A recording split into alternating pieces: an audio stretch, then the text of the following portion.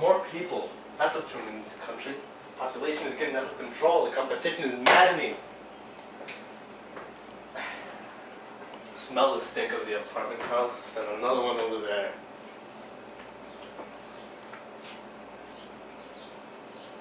How can they whip cheese? Go, try it, and be quiet. You're not worried about me, are you, sweetheart? What's the matter? Listen. You've got too much on the ball to worry about. You're my foundation and my support, Linda. Just try to relax, dear. You make mountains out of molehills. I won't fight him anymore. If he wants to move back to Texas, let him go. He'll find a way. Sure, certain men don't get started until later in life, like Thomas Edison, I think, or Biff. One of them was deaf. I'll put my money on Biff. And Willy, if it's warm Sunday, we'll drive into the country and we'll open the windshield and take lunch. No, the windshields don't open on the new cars. But you opened it today. Me? I didn't. Isn't that peculiar? Isn't that remarkable? What, darling? That is the most remarkable thing. What, dear? I was thinking of the Chrysler. 1998, when I had that black Chrysler. That funny. I could have sworn I was driving that Chrysler today. Well, that's nothing. Something must have reminded you. Remarkable. PTs. Remember those days? The way Biff used to Simonize that car? The dealer refused to believe there was 80,000 miles on it. Just close your eyes. I'll be right up. Jesus, maybe you smashed up the car again. Be careful on the stairs, dear. The cheese is on the middle shelf. He's gonna get his life taken away if he keeps that up. I'm getting nervous about him. You know, Biff? His eyes are gone. I drove with him last week. He sees alright. He just has to keep his mind on it. I drove into the city with him. He stops at green light, but he goes when it's red. Maybe he's colorblind. Pop? Well, he's got the finest eye for color in the business. I'm going to sleep. You're not still sorry about Pop, are you, Biff? He's alright, I guess. Funny, Biff, you know? I was sleeping in here again. The old bed. Remember all the talk that went across this room? Yeah, a lot of dreams and plans. About 500 women would like to know what happened in this room. Remember that big Betsy something? What the hell was her name? Over on Bushwick Avenue? The one with the collie dog? That's the one. Yeah, that was my first time, I think. Boy, there was a pig. You taught me everything I know about women. Don't forget that. I just control it. I think I got a lot less bashful. And you got more so. What happened, Biff? Where's the old humor? Where's the old confidence? Why does Dad mock me all the time? He doesn't mock you, he just... Everything I say, there's a twist of mockery on his face. I can't get near him. He just wants you to do good. I wanted to tell you something about Dad for a long time. Something's happening to him. He talks to himself. I noticed that this morning, but he's always mumbled. But not so noticeable. It got so embarrassing, I sent him to Florida. And you know what else? Most of the time he's talking to you. What to say about me? I can't make it out. What to say about me? I mean, I think the fact that you're still up in the air and you're not settled down. You know, Hap, there's one or two other things depressing him. What do you mean? Never mind. Just don't lay the lot on me. But I mean, if you just got started, is there a future out there for you, Biff? Tell you the truth, Hap, I don't know what the future is. I don't know what I'm supposed to want. What do you mean?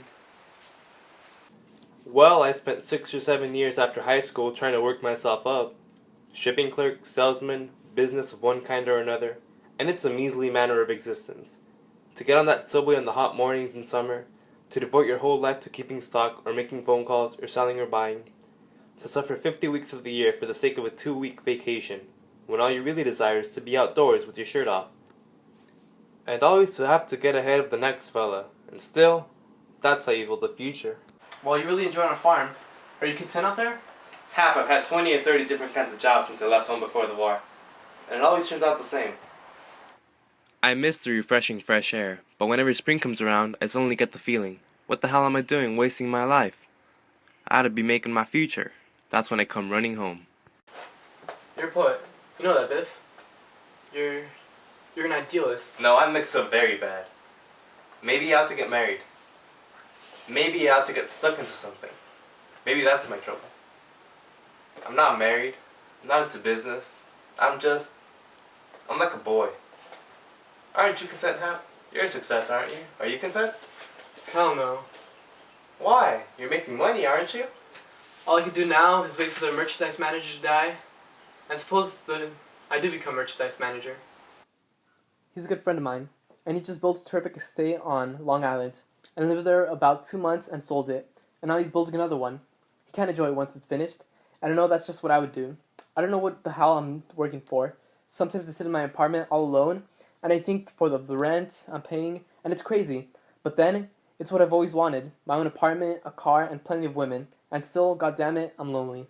Listen, why don't you come out west with me? You and I, huh? Sure, maybe we could buy a ranch. Raise some cattle, use our muscles. Men built like us should be working out in the open. The Loman brothers, huh? Sure, we'd be known all over the counties. That's what I dream about, Biff. Sometimes I just want to rub off my clothes in the middle of the store and outbox that goddamn merchandise manager. I mean, I could outbox, outrun, outlift anyone in that store, but I have to take orders from those common petty sons of bitches until I can't take it anymore. I'm telling you, kid, if you're with me, I'd be happy out there. See, Biff, everyone around me is so false that I'm constantly lowering my ideals. Together we'd stand up for one another. We'd have someone to trust. If I were around you... Hap, the problem is, we weren't brought up to grub for money. I don't know how to do it. Neither can I. Then let's go! Well, the thing is, what can we make out there? Look at your friend, built an estate and hasn't the peace of mind to live in it. Yeah, but when he walks into the store, the waves part in front of him. That's $52,000 a year, coming for that revolving door. And I got more in my pinky finger than he's got in his head. But you just said... I gotta show some of those pompous, self-important executives that Hap below me can make the grade. I wanna walk into the store the way he walks in. Then I'll go with you, Biff. We'll be together yet, I swear. But take those two we had tonight. Now I want those gorgeous creatures. Yeah, most gorgeous I've had in years. I get that anytime I want, Biff. Whenever I feel disgusted. The only trouble is, it's like bowling or something. I just keep knocking them over, and it doesn't mean anything. You still running around? Yeah, I'd like to find a girl. Steady. Someone with substance. That's what I long for. Go on, you'd never come home. I would, but someone with character, with resistance. Like Mom, you know? You're gonna call me a bastard when I tell you this, but the girl Charlotte I was with tonight, she's engaged, about to be married in 5 weeks. Bastard. No kidding. Sure, the guy's in line for vice presidency of the store, but it's like I have some sort of overdeveloped sense of competition. But I went, I ruined her, and now I can't get rid of her. And to top it all off, I go to their weddings. Like I'm not supposed to take their bribes. The manufacturer sends me a $100 bill now and then to send an order their way. But it's like, girl, you see? I hate myself for it, but I don't, because I don't want the girl, but I take it, and I love it. Let's go to sleep. Guess we didn't sell anything, huh? I got one more idea that I think I'm gonna try. What's that? Remember Bill Oliver? Sure, he's very big now. You're gonna work for him again? No, but when I quit, he said something to me. He put his arm on my shoulder and he said, Biff, if you ever need anything, come to me. I remember that. That sounds good. I'll go see Oliver. If I could get $10,000 or even $7,000 or $8,000, I could buy a beautiful ranch. I'd bet he'd back you. He really thought highly of you. They all do. You're really well-liked, Biff. I'm telling you, you should come back to the apartment and any babe you want. But on a ranch, I'll be able to do the work I like and still make something of myself. I still wonder though. I wonder if Oliver still thinks I sold that carton of basketballs. Well, we probably forgot that a long time ago. It's been 10 years. You're too sensitive. Anyway, he never really fired you. Well, I think he was going to. I think that's why I quit. I was never sure he'd be near or not. He thought the world of me. I was the only one he let lock up the place. Shh. You hear that? You're gonna watch the engine, Biff?